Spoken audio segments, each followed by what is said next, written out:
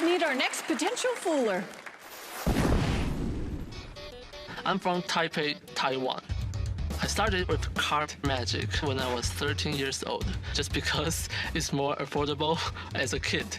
I decided to be a full-time magician after I won the first prize in the World Championship of Magic.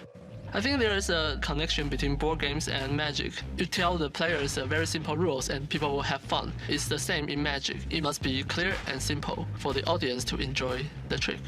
The trick I'm going to do tonight is very simple, almost like a board game. So hopefully, Penn and Taylor won't be able to understand the rule of the game, and maybe I can fool them. Here's the card magic of Horret Wu.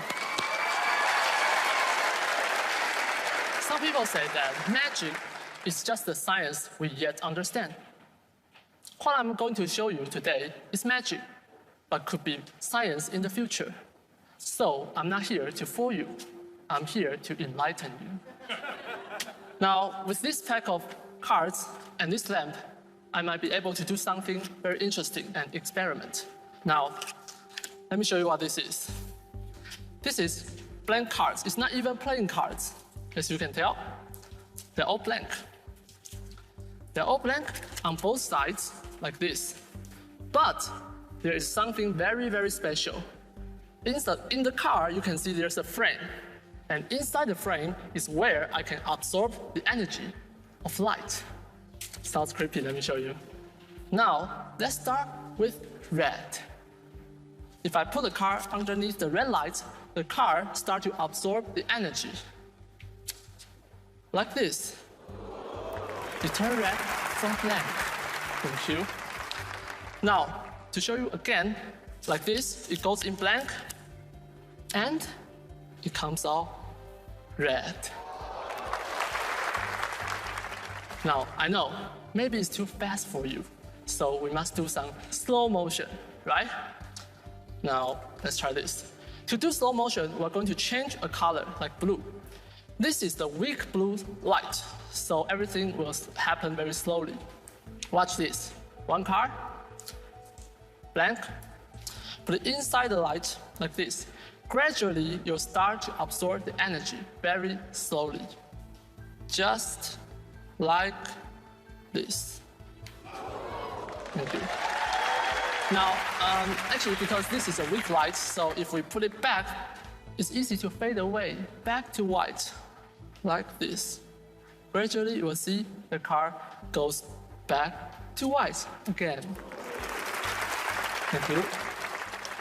Now, if we really want black cards, we can use strong blue light. And it changed to blue very fast, just like this. All of a sudden, everything just changed. Of course, sometimes we make mistakes. For example, we have enough blue cards here. So if we want other color, we just switch it to green. And that's how it works. This is how I get my green card. Now I know, some of you might suspect that it works because the heat of my palm. So I'm going to use tweezers. I don't really have to touch cards. I just use tweezers like this. And just underneath the light, they still change to green. Thank you. Now, let's take a step further. What if I keep changing the light very fast, like this? As you can see, the color keeps changing. And if I put one card underneath, the card will keep changing by itself, like so. It's very beautiful. But not just this card, all the rest of the cards are now changing underneath the light. Like this. It's a very beautiful moment. Until I fix the color with white. Now I got a rainbow cards. Thank you. Now, for those who study, you might see something different here. Here I have only 3 colors, but they are not random 3 colors. They are green, blue, and red. That means if we put back to it together, it became white again, like so. Every card became back to white. Thank you.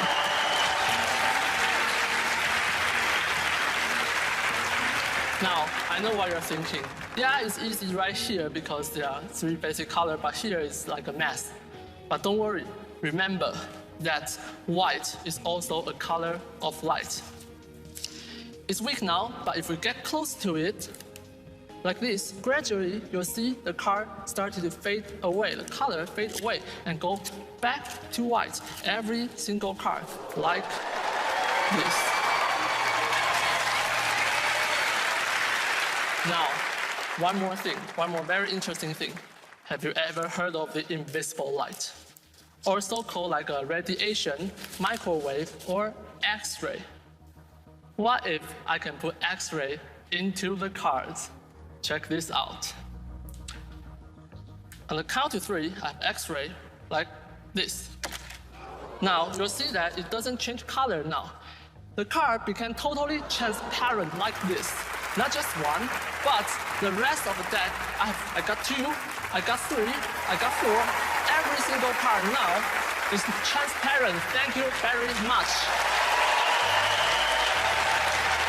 And more, because the X-ray is too strong, not just the card, but also my mat become transparent, leaving me only one question. Did I fool you?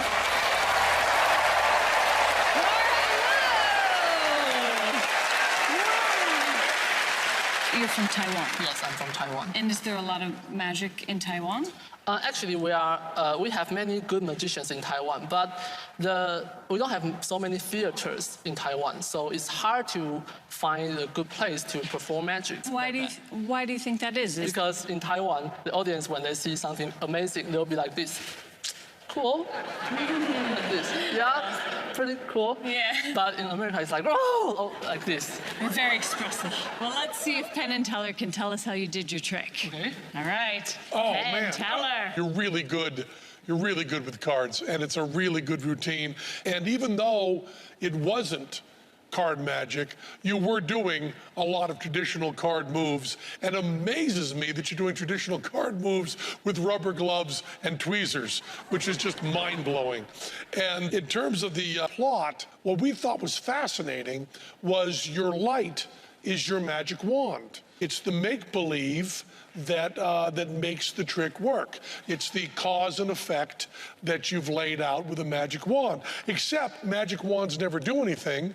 In a couple cases during this routine, the light actually did do the magic. And it's a really wonderful routine with a great plot all the way through. And I don't want to get hung up in any clever puns or anything, but I think we can say that you were doing wonderful card magic with rubber gloves and tweezers, and your light was not only a magic wand, but also a magic device. Well, I don't speak that language. Do you? Because I don't understand that. Yeah, I think they get it. They get the point. Wow. Well, thank you so much. Wow. Horret! Thank you.